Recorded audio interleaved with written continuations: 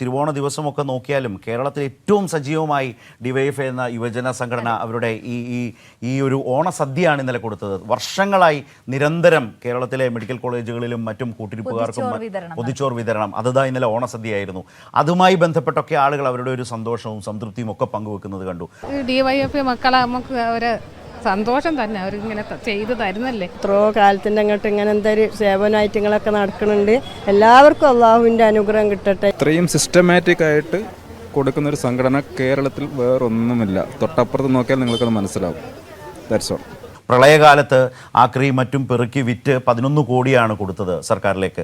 രാഷ്ട്രീയ പ്രവർത്തനവും അല്ലെങ്കിൽ സംഘടനാ പ്രവർത്തനങ്ങളും സമരങ്ങളും ഏറ്റെടുക്കുന്നതിനോടൊപ്പം സാമൂഹ്യ പ്രതിബദ്ധതയോടെ ഇങ്ങനെ തുടർച്ചയായി പ്രവർത്തിച്ചുകൊണ്ടിരിക്കുകയാണ്. വലിയ മാതൃകാപരമായ ഒരു പ്രവർത്തനമാണ് ഇത്. ഡിവൈഎഫ്ഐ ചെയ്യുമ്പോൾ കോൺഗ്രസിനുള്ളിൽ ചില നേതാക്കൾ അവിടെ ഓണം ആഘോഷിക്കും, അവരുടേതായ ആഘോഷ പരിപാടികളിൽ പങ്കെടുക്കുന്നവർ എത്ര ജനങ്ങളിലേക്ക് ഇറങ്ങിത്തിരിക്കുന്നു എന്നൊരു വലിയ ചോദ്യമാണ്. എന്നാൽ യൂത്ത് കോൺഗ്രസിന്റെ നേതൃപദവിയിൽ ഇരിക്കുന്നവരൊക്കെ ഈ ഡിവൈഎഫ്ഐ പല രൂപത്തിൽ നിർഭൻ അറിയാം ഇങ്ങനെ പരിഹസിക്കാൻ ശ്രമിക്കാറുണ്ട്.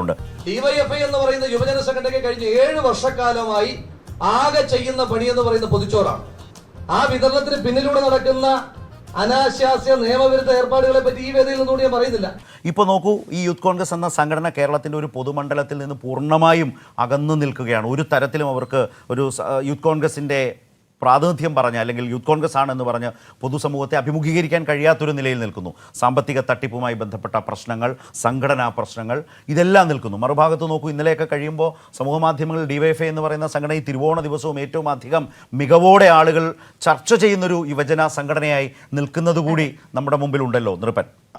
ഈ ഓണക്കാലത്ത് അത് കൂടുതൽ ചർച്ച ചെയ്യപ്പെടുന്നുണ്ട്. ഇപ്പോൾ ഓണക്കാലത്ത് തിരുവോണ ദിവസം പോലും എല്ലാവരും ഈ ഇലയിട്ട് വീട്ടിലിരുന്ന് സദ്യ ഉണ്ണുന്ന ഘട്ടത്തിൽ ഡിവൈഎഫ്ഐ പ്രവർത്തകർ പൊതിച്ചോറ് കളക്ട് ചെയ്യുന്നതിന് വേണ്ടി ആ ദിവസവും വീട് വീടാന്തരം തലേ ദിവസം പോയി പറഞ്ഞ് 3 വട്ടം ആ വീട്ടിൽ പോയി അന്നും പോയി ആ പൊതിച്ചോറ് കളക്ട് ചെയ്ത് സ്വരൂപിച്ച ശേഷം തിരുവനന്തപുരം മെഡിക്കൽ കോളേജിലും എല്ലാ ജില്ലാ ആശുപത്രിയിലും ഭക്ഷണം കൊടുക്കുകയാണ്. ആ ദിവസവും ഡിവൈഎഫ്ഐക്കാർ കർമ്മനിരതരായി ഈ സജീവമായുണ്ട്. ഒപ്പം തന്നെ ഈ വയനാട് ചൂരൽമല ദുരന്തവുമായി ബന്ധപ്പെട്ട് ഡിവൈഎഫ്ഐ 20 കോടി രൂപ പിരിച്ചു നൽകി.